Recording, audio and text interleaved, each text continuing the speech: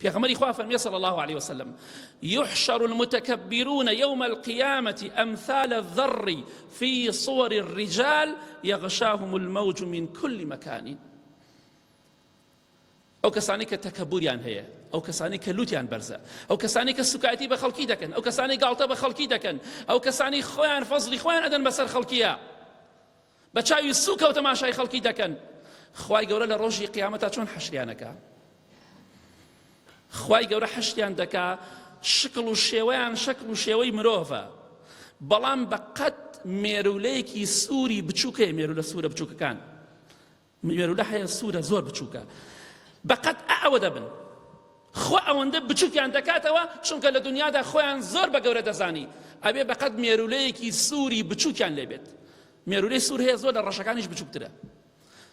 بەڵام پێغەمبەری خوا فەرمێ صلی الله علیه وسلم لە هەموو لایەکەوە زەلیلی و سەرشۆڕی و ڕسوایی دانی گرتووە.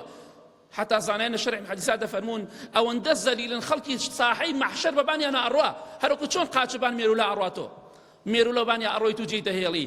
ئەو کەسە متەکەبیرانە لە ڕۆژی قیامەتە ئەوە خەڵکی بەسەریان ئەدەڕوا، چونکە لە دنیادا تەکەبوریان نەبوو بەرامبەر بە فەقیر و هەژارەکان و لوتیان بەرز بوو. کەواتە بە خۆتا بچۆرە برای بەڕێزم، خوشکی